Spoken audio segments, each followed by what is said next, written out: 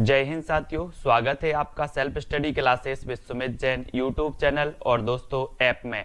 दोस्तों बहुत सारे स्टूडेंट को ऐप डाउनलोड नहीं करते बन रहा है या फिर कर भी लिया है तो कोर्स भी नहीं देख पा रहे हैं। तो मैं आज उनको बता दूं कि ये जो सेल्फ स्टडी क्लासेस इस प्रकार से जब आप प्ले स्टोर से करते हैं तो ये आपका वेल जो है आइकन उसमें लगा हुआ है ना। तो इस प्रकार से सेल्फ स्टडी क्लासेस आपको सर्च करना है और ऐसे आइकन में आपको ऐप मिलने वाला है। ठीक है, तो दोस्तों हम देखें कि प्ले स्टोर में आपको इस प्रकार से दिखेगा ये सेल्फ स्टडी क्लासेस। ठीक है, ये प्ले स्टोर में आपको सेल्फ स्टडी क्लासेस का ऐप दिखने वाला है। ठीक है, ये इमेज उसमें डली है, ये आइकन, ये लोगो उसमें डला है। ठीक है, अब दोस्तों इसको इंस्टॉल करना है, यहां से आप इंस्टॉल करेंगे। ठीक है, अब इंस्टॉल करेंगे तो वहां पर आपको नंबर मांगेगा, जीमेल नंबर मांगेगा, तो आपको ओटीपी आएगा, तो आप रजिस्टर करके आगे बढ़ेंगे। ठीक, तो सभी लोग वीडियो को लाइक कर दें और वीडियो को शेयर भी करना है। मोस्ट इंपॉर्टेंट प्रश्नों पर चर्चा करेंगे, बहुत ही बढ़िया ये प्रश्न होंगे। ठीक है, चलिए तो स्टार्ट करेंगे। आज हिंदी साहित्य में सभी लोगों को फटाफट उत्तर बताना है और जो भी साथी अभी तक चैनल को सब्सक्राइब नहीं कर पाए हैं वो सब्सक्राइब कर लें। ठीक है, और दोस्तों जो अपना यूट्यूब चैनल है इसको क्या मिल गया है, अब ज्वाइन बटन भी अपन को प्राप्त हो गया है। ठीक है, तो जो भी ज्वाइन करना चाहते हैं वो ज्वाइन कर सकते हैं, चैनल को सपोर्ट कर सकते हैं। ठीक है, हिंदी साहित्य यूट्यूब चैनल आपको सब्सक्राइब करके बेल आइकन को जरूर दबाना है। ठीक है, तो स्टार्ट करेंगे आज का ये वीडियो।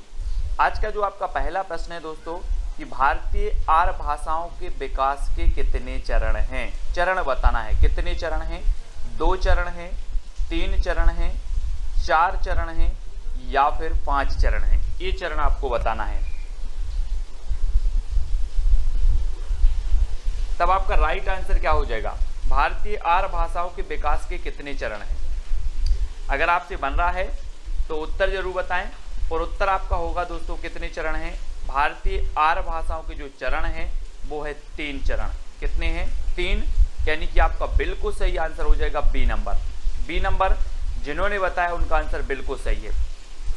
अगला क्वेश्चन देख लो, किस विद्वान ने प्राकृत को मीठी तथा संस्कृत को कठोर कहा है। ये बहुत ही बढ़िया प्रश्न है, कई बार पूछा गया है। किस विद्वान ने प्राकृत को मीठी और संस्कृत को कठोर कहा है, जबकि है ना, तो ये जो संस्कृत को कठोर कहा है, ये संस्कृत को कठोर किसने कहा है, राजशेखर ने कहा है, भरत मुनि ने कहा है, वामन ने कहा है या फिर स्वयंभू ने कहा है। तो किसने कहा है, तो अधिकांश लोगों ने प्रश्न क्रमांक 2 का जो उत्तर बता दिया है कि राजशेखर, है ना, राजशेखर साहब हैं, इन्होंने क्या कहा कि प्राकृत को मीठी है और संस्कृत को कठोर है। अब एक चीज बताना दोस्तों, जिसका राज चल रहा है, जिसका राज चल रहा है वो किसी को कुछ भी बता सकता है। बोले हमें तो प्राकृत मीठी लगती है और संस्कृत कठोर कहता है, क्योंकि राज चल रहा है इनका। तो राजशेखर, ठीक है, राजशेखर आपका बिल्कुल सही होगा। अपभ्रंश में राम काव्य के प्रथम कवि कौन है।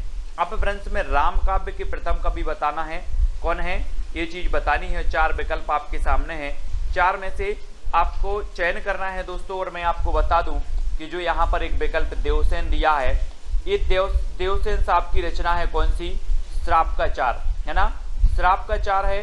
इसका रचना काल क्या है, 933 ईस्वी है। हिंदी का प्रथम ग्रंथ है, हिंदी की प्रथम रचना है श्राप का 4। ठीक है, देवसेन की है। पुष्पदंत को अभिमान मेरु कहा जाता है, आप सभी को पता है पुष्पदंत को क्या कहा जाता है, अभिमान मेरु।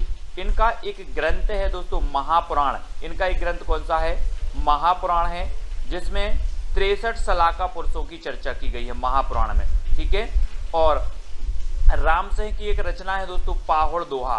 कौन सी है, पाहुड़ दोहा। हमने याद की थी कि राम कहाँ गए थे, पहाड़ गए थे, बन गए थे, तो ये पाहुड़ दोहा किसकी होगी, रामसिंह की होगी। लेकिन राम काव्य के जो प्रथम कवि माने जाते हैं वो कौन माने जाते हैं, स्वयंभू माने जाते हैं।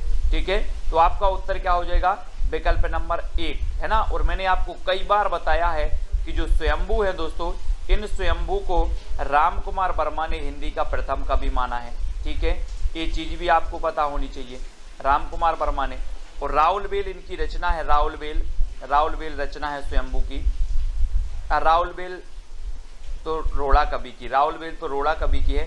इनकी है कौन सी है, राम काव्य पर आधारित स्वयंभू की आपको बताना है। राहुल बेल तो रोड़ा कवि की है, स्वयंभू की राम काव्य पर आधारित जो रचना है वो आपको ही बताना है ना। मुझे क्या नहीं हो रहा है, याद नहीं आ रहा है वो।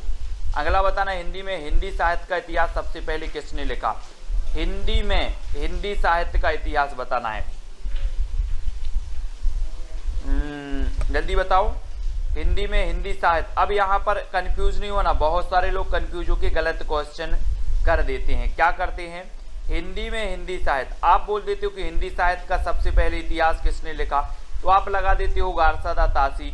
लेकिन बात यहाँ पर होती है दोस्तों, हिंदी में हिंदी साहित्य का, हिंदी भाषा में हिंदी साहित्य का इतिहास सबसे पहले लिखा है शिवसेन सेंगर ने। गारसादा तासी ये फ्रेंच विद्वान थे, तो इन्होंने फ्रेंच भाषा में लिखा है। हाँ, पयुम चरियू, वेरी गुड प्रदीप जी, पयुम चरियू रचना है इनकी राम काव्य पर आधारित स्वयंभू जी की, वेरी गुड पयुम चरियू, ठीक है। और हिंदी साहित्य का इतिहास सबसे पहले हिंदी में लिखा शिवसेन सेंगर ने, सबसे पहले हिंदी साहित्य का इतिहास लिखा गारसादा तासी ने, सबसे पहले हिंदी साहित्य में काल विभाजन का प्रयोग किया गया तो the modern vernacular literature of Hindustan, जो कि ग्रियर्सन की कृति है। और रामचंद्र शुक्ल की अगर बात करें तो इनका हिंदी साहित्य का इतिहास एक बृहद ग्रंथ है, जो कि हिंदी शब्द सागर की भूमिका में 1929 में प्रकाशित हुआ था, रामचंद्र शुक्ल जी का, ठीक है। तो ये फैक्ट आपको क्लियर होते जाएं। हिंदी साहित्य का आधा इतिहास किसने लिखा, मैंने कई बार आपको याद करवाया है दोस्तों। कैसे याद करवाया कि आधा जो है, आधा सुमन, आधा कुसुम, आधा फूल किसी को नहीं दिया जाता है ना, किसी को नहीं दिया जाता ना। तो आधा इतिहास कौन लिखेगा, आधा, बोले सर आधा किसी को नहीं दिया जाता, क्या, फूल, सुमन, कुसुम, है ना, ये सभी पर्यायवाची हैं, तो ये सुमन राजे ने लिखा है ना।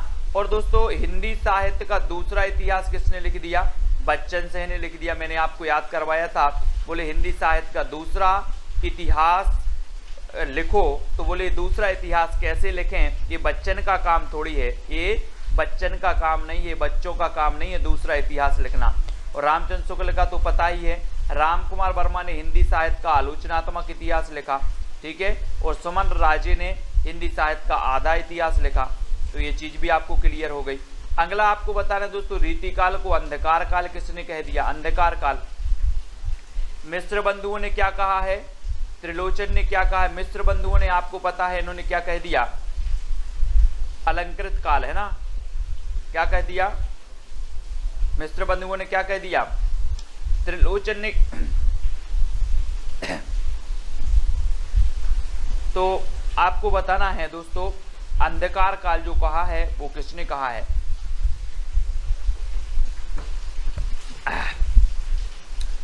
और अंधकार काल कहा किसने, त्रिलोचन साहब ने। बी नंबर आपका बिल्कुल सही हो जाएगा, ये रीति काल को, ठीक है, हाँ बी नंबर सही होगा।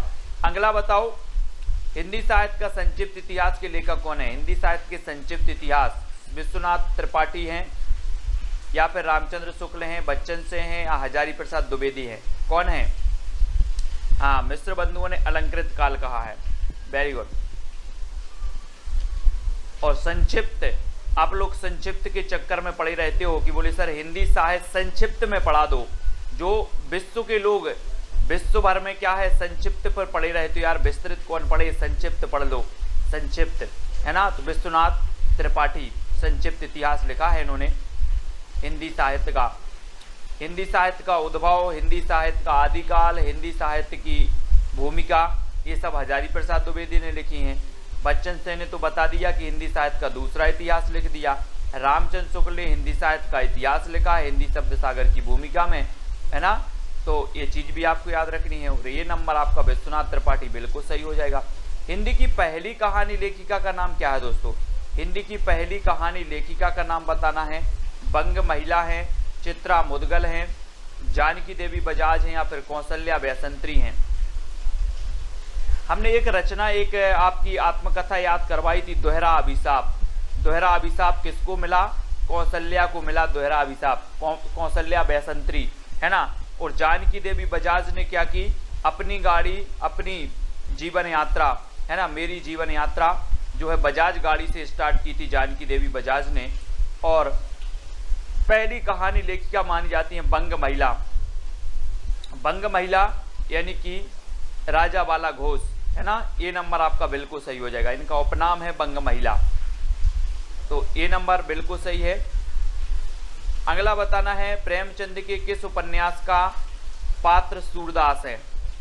प्रेमचंद का उस उपन्यास का पात्र बताना, ये क्वेश्चन पूछा भी गया है। प्रश्न क्रमांक 9 रंगभूमि का है, निर्मला का है, कर्मभूमि का है या फिर सेवा सदन का है। किसका पात्र है सूरदास। और सूरदास की जब भी बात आती है तो हम सूरदास जी के बारे में पढ़ते हैं दोस्तों कि सूरदास जी वात्सल्य के चतेरे कवि कहा जाते हैं। सूर सागर, सूर सारावली, सूर साहित्य लहरी, है ना, इनकी रचनाएं हैं। सूरदास सूरदास के गुरु का नाम था वल्लभाचार्य, और वल्लभाचार्य के शिष्यों में अष्टछाप में सबसे श्रेष्ठ माने जाते हैं तो सूरदास माने जाते हैं, है ना। और इनके जो सूरदास जी हैं वो रंगभूमि के पात्र हैं सूरदास जी, ठीक है। सूरदास हैं रंगभूमि उपन्यास के पात्र हैं। रंगभूमि, निर्मला, कर्मभूमि, सेवा सदन, है ना, ये सभी जो हैं वो किसके हैं दोस्तों, ये सभी प्रेमचंद जी के हैं। और एक उपन्यास आपको हमेशा याद रहता है कि अधूरा रह गया मंगलसूत्र, प्रेमचंद जी का मंगलसूत्र अधूरा रह गया, ठीक है। बहुत सारे लोगों के रह जाते हैं दोस्तों मंगलसूत्र अधूरे, जो प्रेम करते हैं, है ना। ऐसे ही प्रेमचंद जी का भी मंगलसूत्र अधूरा रह गया। कौन सी रचना अवधि में नहीं है, कौन सी रचना अवधि में नहीं है। रामचरितमानस नहीं है, है ना। और बैराग संदीपनी, विनय पत्रिका या फिर पद्मावती, जसवंत जी, हाँ, बाल विकास की कक्षा अभी बंद हो गई है ना। कौन सी रचना अवधि में नहीं है, अवधि में नहीं है बतानी है। तो अवधि में कौन सी नहीं है दोस्तों, अवधि भाषा में हमने आपको अवधि भाषा में जितनी रचनाएं हैं वो आपको बताई थी कि जहां पर राम आए वो अवधि भाषा में है ना। और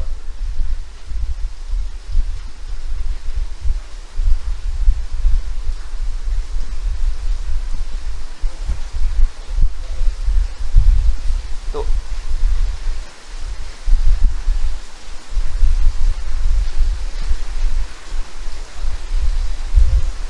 दोस्तों यहाँ पर जो गड़बड़ हो गया है कुछ, है ना।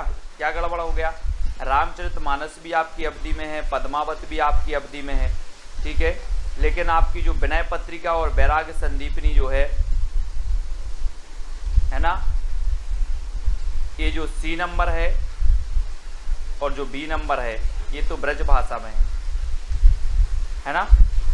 तो विनय पत्रिका यहाँ पर हालांकि उत्तर दिया है सी नंबर विनय पत्रिका, ठीक है। तो विनय पत्रिका ब्रज में है, विनय, है ना, मंगल और राम आए। तो बैराग संदीपनी भी आपकी ब्रज भाषा में है ना, ब्रज में है। तो बी और सी ये दोनों ही आपके सही होंगे। ये अवधि में नहीं है, पद्मावत अवधि में है, रामचरितमानस भी अवधि में है, ठीक है। अगला बताना है आपको सिद्धों ने किस भाषा शैली में रचनाएं की हैं। सिद्धों में संधा या फिर संध्या, संध या फिर, हाँ, हमारे पीछे क्वेश्चन दिखाई नहीं देते, संध्या। तो बताना है किस भाषा शैली में रचनाएं लिखी हैं सिद्धों ने। विनय पत्रिका भी ब्रज में है, हाँ। तो प्रश्न क्रमांक 11 का उत्तर बताना है और 11 का आपका बिल्कुल सही आंसर क्या हो जाएगा, 11 का। इन्होंने दोस्तों संधा भाषा, यहाँ पर संधि भी नहीं है, संध्या भी नहीं है, संधा भी नहीं है, संधा सही होगा, संधा भाषा शैली में इन्होंने रचनाएं की हैं। किसने, सिद्धों ने, है ना। तो याद रख लेना, सिद्धों की संख्या कितनी बताई है, 84 बताई है ना। सरायपा क्या है, इसके प्रमुख है। सरायपा की एक रचना कौन सी है, दोहा कोश इनकी रचना है सरायपा जी की। और सरायपा को राहुल जी ने, यानी कि राहुल सांकृत्यायन ने हिंदी का प्रथम कवि माना है ना। तो ये चीज भी याद रखनी है सिद्धों में। डॉक्टर रामकुमार वर्मा ने संधि काल का समय क्या माना है। जी हाँ दोस्तों, बढ़िया ही प्रश्न है। रामकुमार वर्मा के बारे में मैं आपको हमेशा बताता हूँ कि रामकुमार वर्मा ने हिंदी साहित्य का आलोचनात्मक इतिहास लिखा, वो भी कैसा लिखा, अधूरा लिखा, है ना। हिंदी साहित्य का जो आलोचनात्मक इतिहास है ये अधूरा है दोस्तों, इसमें केवल भक्ति काल तक ही वर्णन मिलता है आलोचनात्मक इतिहास में, है ना। लेकिन जो राम कुमार वर्मा हैं इन्होंने संधि काल का जो समय माना वो क्या मान लिया, संधि काल का। प्रश्न क्रमांक 12 का आंसर बताना है दोस्तों, और आपका बिल्कुल सही आंसर होगा 750 से 1000 का जो काल है इन्होंने संधि काल माना, और संधि काल के बाद इन्होंने चारण काल माना, चारण है ना, चारण काल। तो आपको याद रख लेना है, हिंदी साहित्य के आदि काल को चारण काल किसने कहा है, ऐसा क्वेश्चन आता है तो चारण काल अपने ग्रियर्सन साहब ने भी कहा है और इन्हीं राम कुमार वर्मा जी ने भी कहा है। 750 से 1000 का काल इन्होंने संधि काल माना है राम कुमार वर्मा जी ने, ठीक है। तो ये नंबर आपका बिल्कुल सही हो जाएगा, ठीक है। अगला क्वेश्चन देख लो, हिंदी साहित्य के प्रारंभिक काल को जय काल किसने कहा, जय है ना, जय काल बताना है किसने कहा, रमाशंकर शुक्ल रसाल ने, महावीर प्रसाद द्विवेदी ने, मोहन अवस्थी ने या ग्रियर्सन ने। तो जय काल बताना है दोस्तों, किसने कहा ये जय काल। यहाँ पर अगर हम बात करें कि महावीर प्रसाद द्विवेदी ने तो बीज वपन काल कह दिया है ना, रमाशंकर शुक्ल रसाल ने तो दोस्तों क्या कह दिया, रमाशंकर शुक्ल रसाल ने क्या कह दिया, क्या कह दिया है ना, राम और शंकर की क्या हो, जय हो, जय हो, है ना। और यहाँ ये चीज याद रखनी है, जय काल, जय किसकी हो, राम की और शंकर की। तो आपका जय काल किसने कहा, रमाशंकर शुक्ल रसाल ने। मोहन अवस्थी, और अवस्थी से अवस्था हो जाएगा दोस्तों, अवस्थी से अवस्था। और जब आपकी अवस्था, जितने लोग देख रहे हैं सभी की अवस्था अगर बुढ़ापे की आ जाए तो लाठी का आधार ले लेना। इस प्रकार से जो लाठी होती ना, लाठी का आधार ले लेना। तो आधार काल कहा मोहन अवस्थी ने, है ना। बोले सर अवस्था हो गई है मेरी, अब मैं लाठी के आधार पर चलता हूँ, आधार। तो अवस्था हो गई तो आधार लेना है, ठीक है। तो आधार काल इन्होंने कहा है मोहन अवस्थी जी ने, याद रखना है। अगला क्वेश्चन बताना है, घुटन रचना का संबंध किस विधा से है। घुटन होने लगी किस विधा, आत्मकथा, रेखा चित्र, कहानी या फिर उपन्यास से। तो आत्मकथा भी आपने पढ़ी है, हिंदी की प्रथम आत्मकथा हम पढ़ते अर्धकथानक बनारसी दास जैन की, ठीक है। और अर्धकथा हम पढ़ते हैं नगेंद्र की आत्मकथा, है ना। आत्मकथा हम नगेंद्र की पढ़ते हैं, अर्धकथा, और अर्धकथानक हम पढ़ लेते हैं किसकी, अर्धकथानक बनारसी दास जैन की, है ना। तो ये चीज भी आपको याद रखनी है। और जो घुटन रचना है ये किसकी है, आत्मकथा है, आत्मकथा की है ये, है ना। और 1 नंबर आपका बिल्कुल सही हो जाएगा, ठीक है। हाँ, मोहन का आधार कार्ड, मोहन का आधार कार्ड तो Aadhaar card, very good, very good.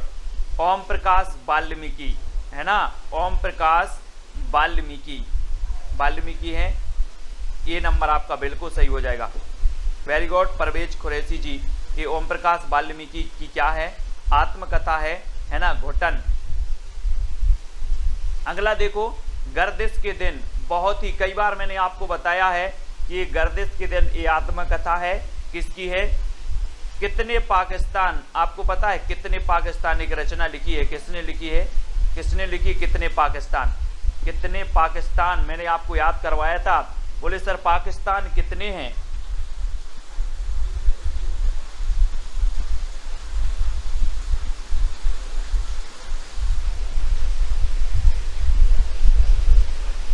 जल्दी बताना है आपको।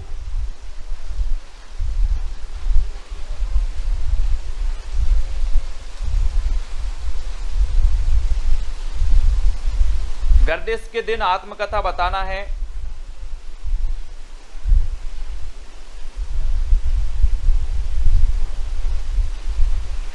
दोस्तों ये जो घुटन है, ये घुटन, वेरी गुड, अपने कुरैशी जी ने बहुत बढ़िया यहाँ पर सही बताया है कि जो घुटन है, ये घुटन जो रचना है, घुटन ये है दोस्तों आपके कौन की, बहुत बढ़िया तरीके से बताया है अपने कुरैशी जी ने, बहुत बढ़िया, धन्यवाद, है ना। घुटन जो रचना है ये रमाशंकर आर्य की है, यहाँ पर याद रख लेना। आत्मकथा है ये किसकी है, रमाशंकर आर्य, है ना, ये रमाशंकर आर्य की है घुटन, है ना, इसको याद रखेंगे। और जो हमने बताई थी कि जो घुटन वाल्मीकि है, जूठन है ना, जूठन वाल्मीकि साहब की है। जूठन जो है, जूठन वाल्मीकि आत्मकथा है, और ये घुटन जो आत्मकथा है रमाशंकर आर्य की है। ठीक है, ये चीज़ याद रखनी, रमाशंकर आर्य की है ना। हाँ, वेरी गुड, तो इसको याद रखेंगे। और गर्दिश के दिन ये कमलेश्वर जी की है, कमलेश्वर जी। बनारसी दास जी की अर्ध कथानक है ना। और जानकी देवी बजाज की मेरी जीवन यात्रा और मेरी जीवन यात्रा, इन दोनों की ही है।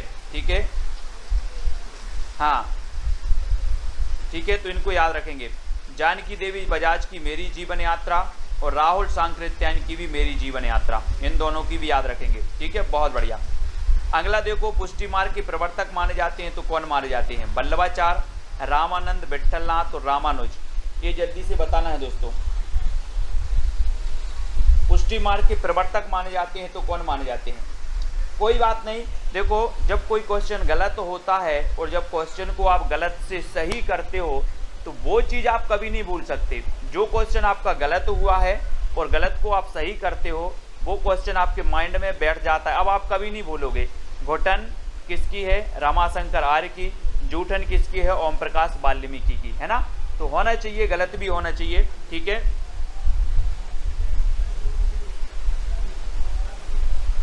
ठीक है, तो ये चीज भी आपको याद रखनी है।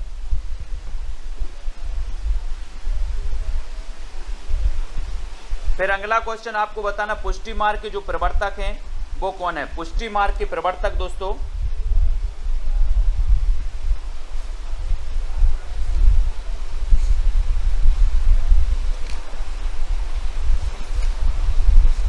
पुष्टि मार्ग के सभी लोग प्रवर्तक बताएंगे, सभी लोगों को पता है। और पुष्टि मार्ग के जो प्रवर्तक माने जाते हैं वो कौन माने जाते हैं? वल्लभाचार्य, है ना। वल्लभाचार्य यानी कि आपका जो वल्लभाचार्य जी हैं, ए नंबर आपका बिल्कुल सही हो जाएगा। पुष्टि मार्ग के प्रवर्तक हैं वल्लभाचार्य, ए नंबर। ठीक है,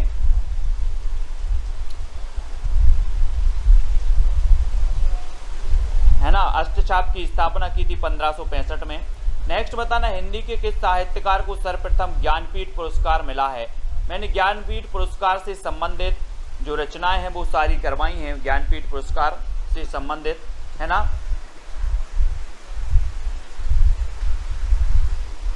और सर्वप्रथम ज्ञानपीठ पुरस्कार किसे मिला, ये चीज भी बतानी है।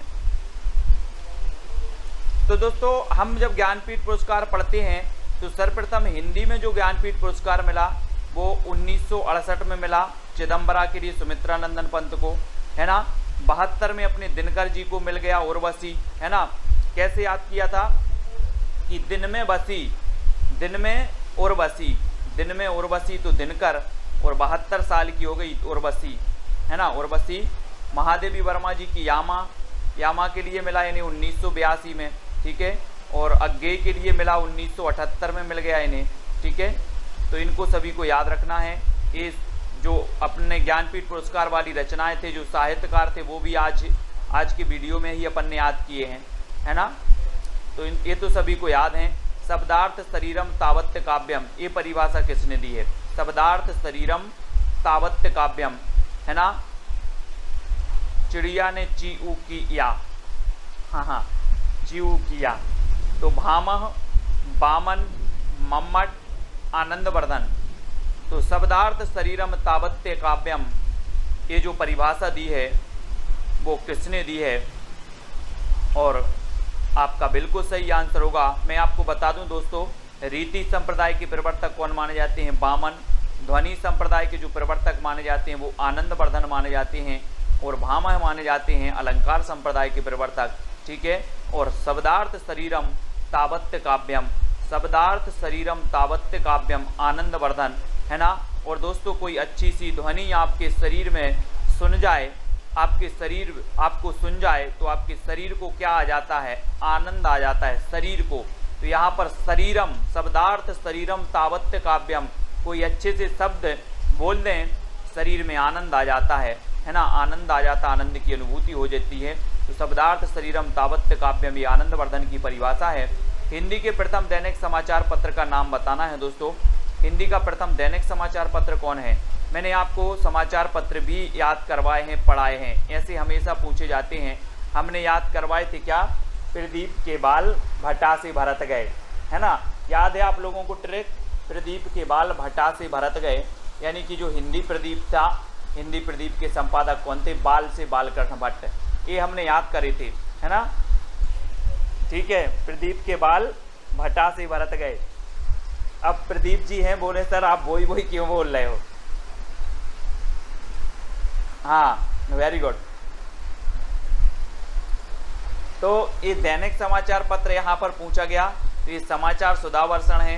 ठीक है, 1854 में श्याम सुंदर सेन इसके संपादक थे। और दोस्तों प्रथम समाचार पत्र माना जाता है उदंत मार्तंड, और ये उदंत मार्तंड क्या था, ये साप्ताहिक समाचार पत्र था, है ना। हिंदी का अगर आपसे पूछा जाता, ये दैनिक काट देते, ये दैनिक समाचार पत्र काट देते। प्रथम अगर इतना बस पूछा जाता प्रथम, तो आप लगा देते उदंत मार्तंड, है ना। और यहाँ पर दैनिक की जगह साप्ताहिक कर दिया जाता, साप्ताहिक, तब भी आप लगाते उदंत मार्तंड।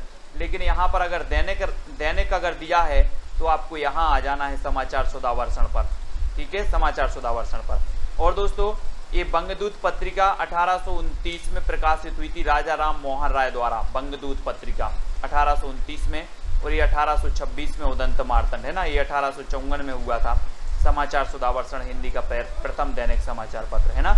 अवधि को अन्य किस नाम से भी जाना जाता है दोस्तों, अवधि को बघेली, दोनों, कोसली या इनमें से कोई नहीं, तो किस नाम से जाना जाता है अवधि भाषा को। प्रश्न क्रमांक 20 का सही आंसर बताना है, और अवधि को जाना जाता है प्रश्न क्रमांक 20 में, अवधि को कहा जाता है क्या, कोसली, कोसली यानी बी नंबर आपका बिल्कुल सही होगा। अवधि को कोसली भाषा के रूप में जाना जाता है, और बी नंबर आपका बिल्कुल सही हो जाएगा। ठीक है, बी नंबर। अगला क्वेश्चन है दोस्तों, स्नेह लीला की रचनाकार कौन है। स्नेह लीला, है ना, स्नेह है हमें, है ना, किससे स्नेह है, विष्णु जी से, किससे स्नेह है, विष्णु जी से स्नेह है। तो स्नेह लीला के रचनाकार कौन होंगे, विष्णुदास होंगे, है ना, विष्णुदास, विष्णुदास, विष्णुदास। तो विष्णुदास यानी सी नंबर स्नेह लीला के रचनाकार विष्णुदास जी हो जाएंगे। आदिकालीन साहित्य का प्रमुख रस कौन सा था। 22, शांत था, श्रृंगार था, वीर था या फिर हास्य था।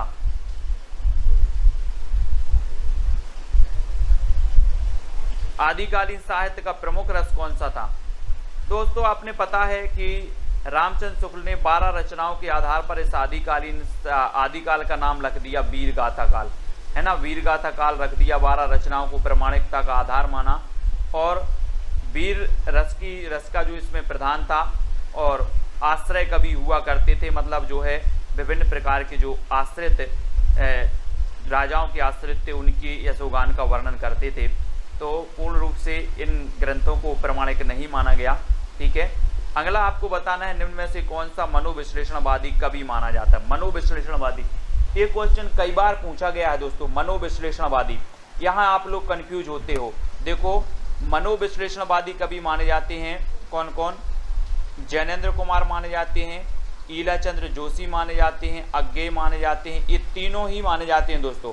और एक और माने जाते हैं, अगर किसी को पता हो तो बता देना, कमेंट में बता देना, है ना। एक और माने जाते हैं, कौन माने जाते हैं, मनोविश्लेषणवादी। ये क्वेश्चन कई बार पूछे गए, अज्ञेय, जैनेन्द्र और ईलाचंद्र जोशी, ये मनोविश्लेषणवादी कवि हैं। यानी आपका उत्तर क्या हो जाएगा, डी नंबर हो जाएगा। ये क्वेश्चन बनता ही है। ठीक है,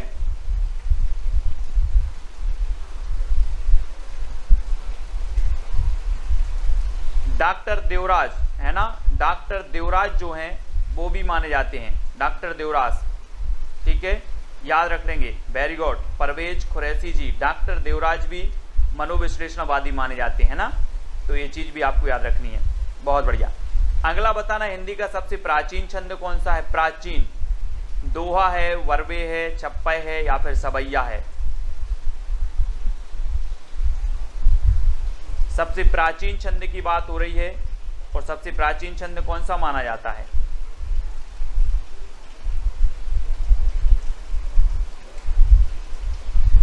तब आपका बिल्कुल सही आंसर होगा दोस्तों कि छंद माना जाता है प्राचीन दोहा, दोहा माना जाता है, यानी कि ए नंबर आपका दोहा बिल्कुल सही हो जाएगा। ठीक है, दोहा प्राचीन छंद है और दोहा में आप पढ़ते हैं ना 13-11। निम्न में से कौन सा तार सप्तक का कवि नहीं है? तार सप्तक है ना, 4 तार सप्तक प्रकाशित हुए दोस्तों, और तार सप्तक मैंने याद भी करवाए थे, तार सप्तक के कवि याद करवाए थे, है ना। तार सप्तक की बहुत सारी चीज़ें आपको ट्रिक बताई थी, और नेक्स्ट वीडियो भी मैं बताने वाला हूँ तार सप्तक के कवि। प्रथम के कौन हैं, द्वितीय के कौन हैं, तृतीय के कौन हैं, है ना। नैमी मुक्त भारत की प्रभा गिरी राम की आज्ञा से, कोड है एक तार सप्तक का, नैमी मुक्त भारत की प्रभा गिरी राम की आज्ञा से। ये ऐसा कोड मैं आपको कर करके बताऊंगा। और तार सप्तक के नैमी चंद्र जैन भी हैं, मुक्तिबोध भी हैं, अज्ञेय भी हैं। तो कौन नहीं है? रामधारी से दिनकर साहब नहीं है, दिनकर यानी सी नंबर। ठीक है, दिनकर साहब नहीं है। रामायण महानाटक के रचयिता कौन है दोस्तों? ये 1610 का नाटक है, ये पूछा गया है LT ग्रेड में पूछा गया, यूपी LT ग्रेड में, है ना, कि रामायण महानाटक की रचना कौन है? ज्योतिश्वर ठाकुर हैं, नाबादास हैं, प्राणचंद्र चौहान हैं, या फिर दामोदर कवि हैं। तो आपको पता है कि रामायण हमारी क्या है? प्राण है। तो रामायण महानाटक के रचयिता कौन होंगे? प्राणचंद्र चौहान, है ना। और एक रचना है वर्ण रत्नाकर, वर्ण काय में पढ़ना है, वर्णमाला या फिर वर्ण पढ़ना है हमें ज्योति में, अंधेरे में नहीं पढ़ना है, ज्योति में पढ़ना है। तो वर्ण रत्नाकर ज्योतिश्वर ठाकुर की है। भक्तमाल आपको पता है नावादास की है भक्तमाल। ठीक है, और दामोदर कवि की कौन सी है?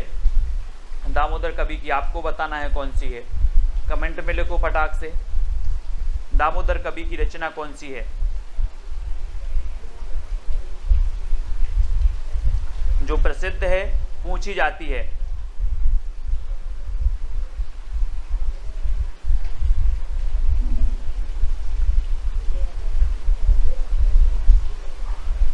जल्दी से बताओ कौन सी है दामोदर कवि की रचना, कमेंट में आपको लिख देना है। और अगले प्रश्न की ओर बढ़ जाते हैं। अगला है दोस्तों, कबीर की भाषा को सादुक्कड़ी किसने कहा है? सादुक्कड़ी, हाँ वेरी गुड परवेश जी। उक्ति व्यक्ति प्रकरण, है ना, उक्ति व्यक्ति प्रकरण। उक्ति व्यक्ति प्रकरण किसकी है? दामोदर, पंडित दामोदर शर्मा की है। ठीक है, वेरी गुड। उक्ति व्यक्ति प्रकरण है ना, SG राकेश जी। अब सादुक्कड़ी, कबीर की भाषा को सादुक्कड़ी किसने कहा? सादुक्कड़ी, सादुक्कड़ी बताना है। एक दोस्तों आपने पढ़ा था पंचमेल खिचड़ी, पंचमेल खिचड़ी। बोले दोस्तों जब पंचमेल खिचड़ी बनेगी तो पंचमेल खिचड़ी विभिन्न प्रकार के मेल किया जाएगा, तो ये कैसी होगी? सुंदर होगी। कैसी होगी? सुंदर होगी। तो श्याम सुंदर ने कहा था, क्या कहा था? पंचमेल खिचड़ी कहा था। लेकिन सादुक्कड़ी किसने कहा था? तो सादुक्कड़ी कहा था किसने? शुक्ल जी ने, है ना, शुक्ल जी ने। और हजारी प्रसाद द्विवेदी ने क्या कहा था? वाणी का डिक्टेटर, कबीर को वाणी का डिक्टेटर कहा द्विवेदी जी ने, है ना। रामचंद्र शुक्ल जी ने सादुक्कड़ी कहा, पंचमेल खिचड़ी कहा श्याम सुंदर ने।